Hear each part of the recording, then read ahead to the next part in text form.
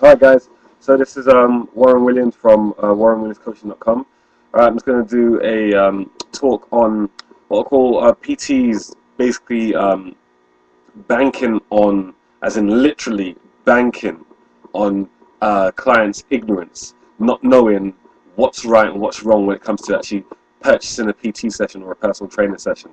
The problem is that the PTs themselves, they actually literally bank on the fact that these clients don't know enough about exercise and what's required to prescribe the correct type of exercise for the client. So because of the fact that the clients themselves don't know enough about exercise, they don't know what's required and what's right and what's wrong. If you leave something out, what's the detriment of it? If you don't do a specific assessment, what's the bad or the detriment of actually missing out specific key factors? So I'm just going to highlight specific things that personal trainers are not doing, and hopefully this will either get those personal trainers that are doing that sort of stuff to actually think about, well, maybe I should actually take more pride in actually knowing a bit more about exercise, or a bit more about the background to assessing someone, and the background to actually making sure that these clients are actually going to get a better level of service. Because at the end of the day, if you're providing a better level of service, then you can charge more. The problem I have is that you have a lot of personal trainers that they charge, a lot of money, but they are charging the money based on their physique or based on their association with a celebrity client.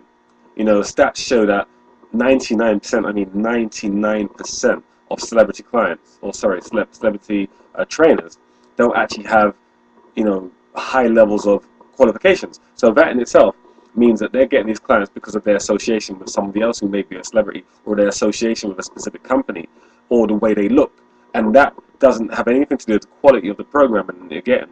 What you find is there's a lot of personal trainers that have got very, very good skills, but because they're not associated with a specific celebrity client, or because they don't have that clientele that people are aware of, they don't get the money that they deserve. They're getting money that is at a far lower level just because of their association rather than their skill. So basically that's what I'm going to go through now. So a few things. Let's look at what personal trainers don't do. Right? These are the key things. These are things that personal trainers, and I don't mean all personal trainers, so you might be watching this, you might be one of those personal trainers that actually is doing pretty much all of this. I've basically just written a list of things because I wanted to make sure that I covered every single base, but I'm going to obviously expand on my little bullet points that I've written down here, because again I want to make sure that I'm just covering a good amount of things that people can actually look at and say, you know what, am I doing this? And also clients can look at and say, you know what, my personal trainer is or isn't doing these things. So the don'ts, or what personal trainers don't do. So postural assessments. Most personal trainers don't do postural assessments. When I say most, I'm talking about at least 85% of personal trainers are not doing postural assessments. So this is so important, because when you face a client, what we find is that about 85% or more of people in gyms have undiagnosed disc injuries in their backs. So whether it's a stenosis, a fracture of the spine, or a spondylolisthesis, or spondylosis, or a herniated disc, or some form of SIJ or sacroiliac joint dysfunction, or whether the pelvis is tilted on one side, or the hamstrings are longer than their opposing muscles, being the thighs, or if they've got shoulder problems, or they've got tension in their neck, or they can't breathe properly, they're in inverted breathing, which most people are. Most people breathe from their chest, and with chest breathing, you're sacrificing other muscles such as the scalenes and the suboccipital muscles in the neck, because they're overworking, because you're breathing from your neck as opposed to breathing from your diaphragm, which is a far more relaxed, fluid way of breathing. These sort of things are so important to the health of our clients. So it's like, are you actually being screened properly? It's so important to make sure that you get a proper postural assessment. The personal trainer that you're working with can identify whether or not, like I said, you have a disc injury, or any form of spinal injury, whether you have any form of joint injury, or if you have any degeneration of any discs in your back, or if you have problems in your hips and pelvis, if you've got arthritis, Do you have carpal syndrome?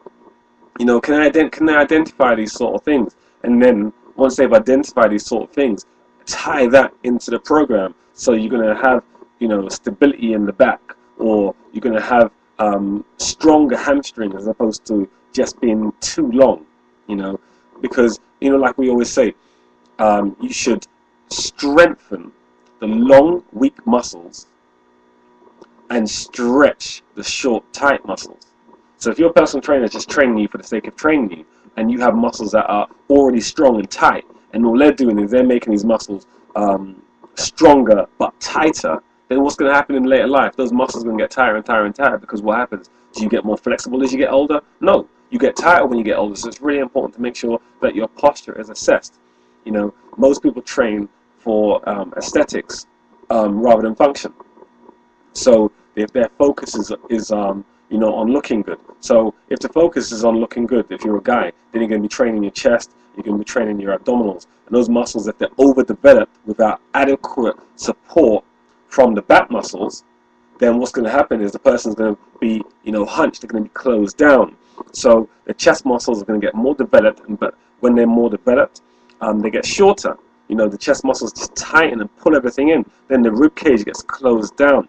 So you tell me, what's more important, having good chest muscles or the ability to breathe functionally and effectively? Would you like to sacrifice your rib cage and the ability for your ribs to expand and contract fluidly for having a good chest muscle or having a six-pack? Your health is far more important than your vanity, but you can get both if somebody is adequately assessing your posture, finding out what muscles are short, finding out what muscles are long, and then giving you a training program to train both ends. So you're going to get the look, but you can also have a fluid and functional posture. Isn't that beneficial? Isn't that something that you would like? Because we find, again, in gyms, most people get injured when they're in gyms. Like I always say, you don't get injured sitting at home watching TV. You don't get fit at home watching TV, but you don't get injured sitting at home watching TV. You get injured when you lift weights in the gym, because remember, you're putting stress on those muscles. So you're going to make sure you're stressing those muscles in perfect positions and with good posture. So that's the postural part. The other thing is nutritional testing. Most personal trainers are just giving their clients what we call this for that nutrition, which is avoid fat. Fat's not good for you, so don't eat fat. Cut salt out of your diet.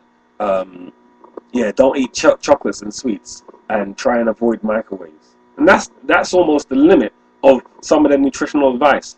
But you look at the Eskimos in their diet is predominantly 90% proteins and fat. So let's say you had an Eskimo from the Inuit tribe who came over to your country and wanted to join a gym and was training, and in their environment, in their genetics, they eat 90% proteins and fat, and then they come to you, and then you say, oh, you've got to cut out fat, it's not good for you, and they're like, my diet is mainly protein and fat, so you can't just tell that person to stop eating protein and fat if that's in their genetic blueprint. So you have to tailor a program specific to their genetic blueprint, or what we call the metabolic typing system. So you have to find that through testing, whether it be through questionnaire or through physiological testing or nutritional testing, whether or not that client would do better on a specific ratio of proteins, fats, and carbohydrates. What ratio is it? Is it they're best on more protein or more fat or more carbohydrates? You need to individually test that person rather than just go through the generic cut out sugar, cut out bread, and avoid fat, because some things work for different people. You've all heard the saying, one man's food is another man's poison. So that has to be looked at. Next thing on my list, primal pattern testing. This is a key principle. Paul C.H.E.K, one of the best conditioning coaches in the world, person that I've studied under for many years, he always talks about primal pattern testing, which is his system, and there's basically 7 systems or primal pattern systems in the body. So gait, which is walk, jog, and run. That system, you have to assess whether or not somebody can run properly. Bending, you assess that system. Pull, push, twist, lunge, and squat. You have to assess a person's individual ability to meet what Paul C.H.E.K calls primal standard. Primal standard is, if you're squatting, can you squat perfectly? And if you can squat perfectly, then you can adjust or adapt above primal standard. So an adjustment above primal standard for a squat would be like jumping, because a jump is an accelerated version of a squat. But if somebody can't even do a squat, why are you going to get them to do jumping or bounding? A lot of personal trainers will see somebody who can't squat and give them weights and say, right, we're going to do jumping squats. How can you do that if you haven't assessed the person's ability to meet the standard, first of all? Okay, so that has to be looked at. Are your personal trainers doing that, or are they just saying, right, here, take these 10 kilograms dumbbells and let's do some squats? You got to ask yourself, are they doing that? Are they looking out for your well-being? That's the important thing that you have to look at. Next thing on my list, it kind of ties into the last thing, is devising an individual program. What you find is most personal trainers train you the way they train themselves. So if they like squats, guess what? You're doing squats. So you have to devise a program specific for the person. But how do you know it's specific if you haven't done an assessment on them? How do you know that they need chest press? They may want it for aesthetics, but do they need it if their chest muscles are too tight? Okay, so you've got to devise a program. The other thing, functional exercise. Are you training only using functional equipment? Because we find there's a lot of people train people on machines. Now, you don't need machines in an integrative environment. Unless it's for specific rehab and you have to isolate certain muscles, you don't need equipment. Functional equipment is the key. You don't need resistance equipment, is what I mean. So, resistance exercise is more beneficial if it's functional. I'll give you an example. On a machine, you only use phasic muscles. Phasic muscles are prime movers, like you do an arm curl. Yeah, that is a prime mover, the bicep. But the secondary muscles, or the tonic muscles, stabilize the arm, so when you're doing the arm curl, it doesn't wobble all over the place. So when you're using machines, you're working phasic muscles, but you're only using about 3 to 6 muscles per contraction. Whereas if you were working out on a Swiss ball, let's say you were kneeling on a Swiss ball and getting 2 dumbbells and doing alternating arm curls, you're actually using 200 muscles per exercise. So what's more important? What's more fun, more beneficial to you? What's consuming more calories? Obviously, if you're on a Swiss ball, your nervous system is working. You're working tonic muscles as well as phasic muscles at the same time. Remember, tonic are the stabilizers and phasic are the movers. So if you work in tonic and phasic muscles at the same time, you're working 200 muscles per exercise, versus on machines, like I said, 3 to 6 muscles per exercise. So if you were training for an hour, doing 3 to 6 muscles per exercise, you do 20 exercises, versus training for an hour, doing 200 muscles per exercise for the same amount of exercises, what would burn more calories? What would be more beneficial to you? The answer is obvious. So are your trainers doing it? That's what you have to look at as well. So that's kind of like all the don'ts. The do's. C.H.E.K practitioners, which is corrective holistic exercise coaches or kinesiologists, they assess people. And like Paul C.H.E.K says, if you don't assess, you're guessing. So would you want someone to just guess on you? No, because it's like if you went to have an operation, and the doctor said, well, I don't know what's wrong with you, but I'm guessing that it's A, B, and C.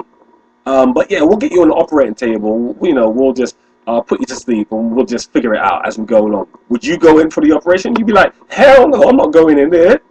You'd be like, no, you need to find out, So it's really important that you get assessed. It's the same criteria. You should be assessed because your body is, your health. So if the person isn't even evaluating you, how do you know they've got your best interests at heart? So, we assess, between 100 to 250 different tests, assessing the posture, assessing the muscle strength, the synergy between the muscles, what's too tight, what's too long, the ability to breathe, how your body is weighted, whether you've got too much weight on one side of the body or the other. These sort of things have to be addressed. Then we look at primal patterns. We look at what the base standard is and make sure that you can meet it before we even give you fantastic exercises.